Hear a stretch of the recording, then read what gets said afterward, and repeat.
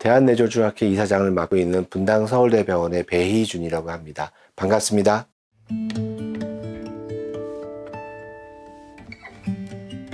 지금 전공의 인력이 지금 필수 의료에서 점점 말라가고 있거든요. 지원을 안 해요.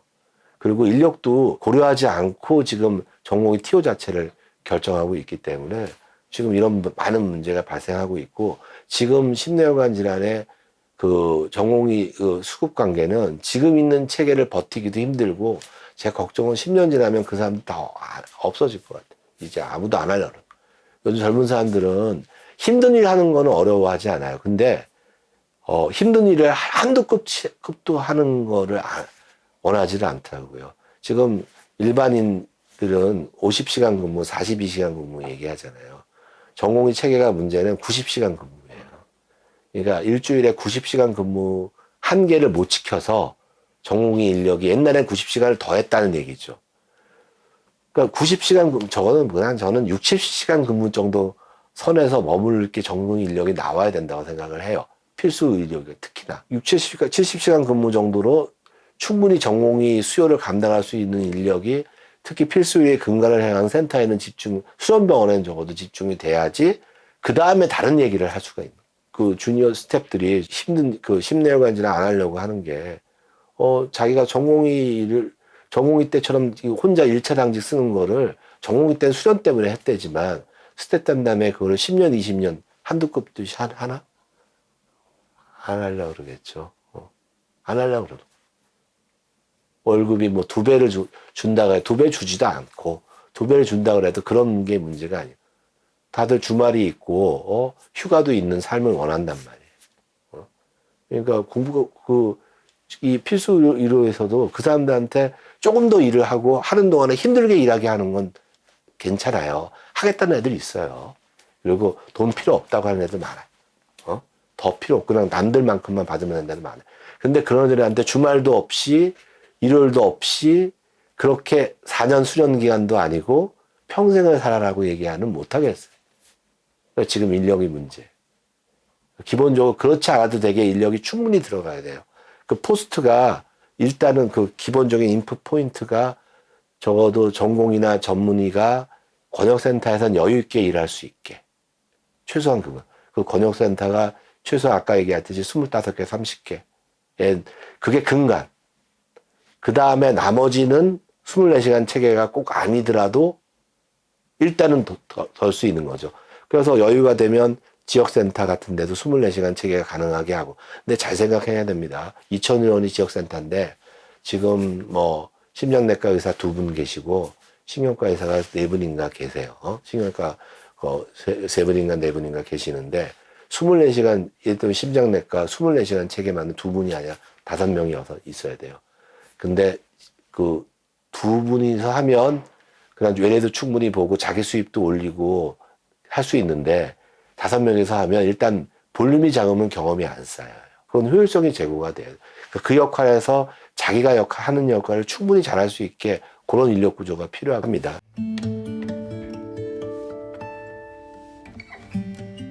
수가 정책이 되게 중요한데요. 고려하셔야 될 게 하나는 일렉티브랑 응급이 있어요. 그러니까 일렉티브라는 건 선택해서 하는 거죠. 암 수술은 대부분 응급 수술이 아니죠. 골라가지고 예약 정해서 하죠. 그리고 예를 들면 동맥류가 있어서 수술한다. 터지지 않는 동맥류에 대한 수술은 일렉티브예요. 그래서 날짜를 정해서 하는 거예요. 그래서 시간도 여유도 있어요. 필요할 때 필요한 만큼만 하면 되니까. 구별 없이 수가를 일제히 다 올리게 되면. 그러니까 심장 같은 것도 스텐트 하는 게 2가지가 있거든요. 급성 심근경색일 때 스텐트 하는 건 응급이잖아요. 근데, 그냥 가벼운 흉통이 평소에 있어서 그냥 찾아갔더니 좁다고 느끼거나 아니면 우연히 발견된 경우, 이런 경우는 일렉티브거든요. 그러면 심장 같은 걸 예를 들게요. PCI라고 하는 수가를 전체를 올려버리면 사람이 어디로 몰릴까요? 일렉티브로 몰려요. 편하니까. PCI 사람은 없어져요. 그러니까 이게 재밌는 게 수가를 전체를 올리면 제주대병원에 근무하는 의사가 서울 수도권에 있는 종합병원으로 빨려 들어옵니다. 그러니까 제주대병원이 심장 시술할 사람이 줄어들어요. 사실 제주대 병원에 가서 그 간담회 비슷한 걸 10개가 있었는데 제주대학병원 원장님이 제일 걱정하는 게 수가를 그냥 일제히 다 올려버리면 제주대 심장내과 의사가 비워버린다. 걱정을 하시더라고요. 그러니까 평균 수가를 다 올리는 거는 다른 문제라는 거죠. 지금 우리 필수의료 대책에서는 응급에 지금 인력이 충분히, 그리고 급성기 치료에 충분히 인력이 가기를 원하잖아요. 그러면 거기 수가를 올려줘야 돼요. 그런데 건증십이라는 데서 이제 수가 심사하는데, 수가 하나 심사하는데 많은 얘기를 해야 돼요. 뇌졸중이나 심근경색 또는 그 심뇌혈관 질환 시술과 관련된 모든 수가를 하나하나 올리는 걸 따지면 제가 보기에 10년 동안 회의를 해도 모자랄 정도예요. 다양한 걸 하고 있거든요. 그렇게는 안 될 것 같아요. 그거보다는 그러한 시술이 권역센터나 지역센터 같은 어떤 그 정말 시술이 집중됐으면 좋겠는 거에 행해질 때 퉁쳐서 50% 가산수가, 100% 가산수가 하면 몰리게 되겠죠. 그리고 몰리기 때문에 볼륨이 많아지니까 경험이 많이 쌓이게 되겠죠.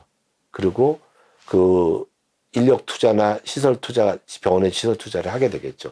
그런 식으로 풀어나가야 된다고 생각을 합니다. 그래서 정책 가산수가는 찬성하는데 1, 2% 이런 거 가지고는 안 돼요.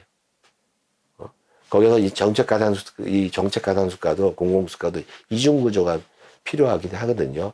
또 하나는 지역센터나 이런 취약지역 병원은 볼륨이 많지 않기 때문에 예를 들면 2배로 올려봤자 그 돈 가지고 사람 의사 한 명 못 구해하는 경우도 있어요.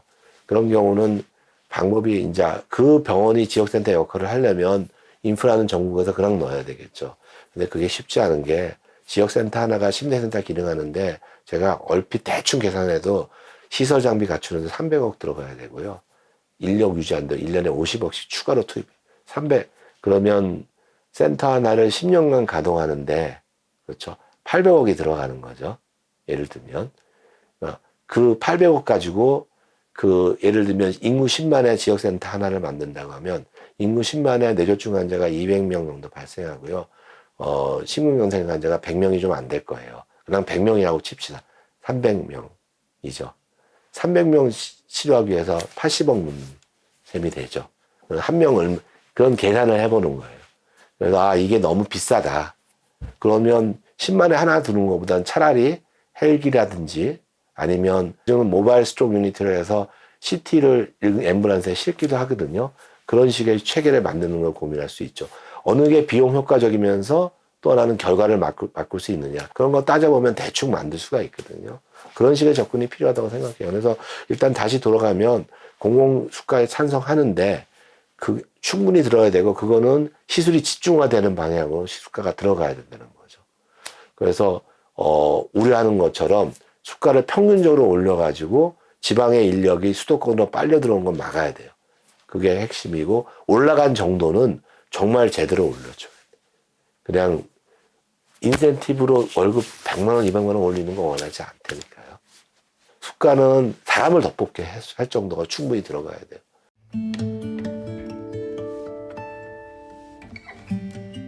지금 거버넌스가 문제입니다. 심혈관질환 관리법에 중앙, 권역, 지역센터 체계를 만들게 돼 있거든요. 중앙센터가 있어야 됩니다.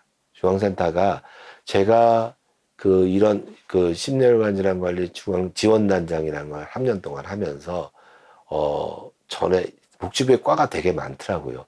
제가 뭔가 봐야 되고 얘기를 해야 되고 느낀 과가 10개 과예요. 국이 3개국인가 4개국입니다. 국이 다르면 또 국장끼리 얘기를 그게 조율이 안 되더라고요. 그러니까 조율이 하기에는 너무 그 사람이 이 중에 파편적으로 조그만 일인 거예요. 의료자원 기관 정책과에서 심혈관이라는 거는 자기 업무의 5%도 안 돼요. 챙기지를 않겠죠. 대응할 부분이죠. 그러니까 심혈관이라는 관리를 챙겨야 될 중앙센터가 필요합니다. 중앙센터가 현장의 리더십을 가지고 예를 들면 권역센터 중에 안동병원이 있거든요. 기능 잘하고 역할을 웬만큼 하고 있는데 그러니까 남을 도울 수 있냐는 거에는 회의예요. 그러니까 지역센터를 돕거나 그러진 못해요. 자기도 버겁거든요. 그러니까 오히려 중앙센터 만들어서 거기를 도와줘야 돼. 사람도 파견 보내고, 그리고 인력도 교육해주고 도와줘야 되거든요. 그러니까 지금 이런 제도적인 거를 일관성 있게 끌고 나가고 부족한 권역센터 도울 수 있는 현장의 리더십을 가진 중앙센터가 시급합니다. 국립안센터 같은 거 만들어야 돼요. 그래서 거기서 제도를 설계하고 돕고 실행하게 해야지 이게 굴러갈 거라고 생각을 해요. 지금 실장님이나 국장님들은 제도에 대한 이해가 깊고 준비했으니까 1, 2년 지나면 바뀌실 거예요. 그러면 그게 그 사람들의 아젠다에 올라와 있을까요? 여기에 필요한 수많은 조정을 누가 하나요? 그 중앙부처의 과장은 실무과장은 2년지면 또 바뀔 텐데 이거 2년 내에 끝나는 제도가 아니거든요. 지금 거버넌스 없이는 실패합니다. 그러니까 거버넌스를 가지고 그리고 지금 목표를 가지고 중간에 이런 거를 실행할 수 있는 틀을 만들어서 그거를 꾸준하게 해야지 성공합니다.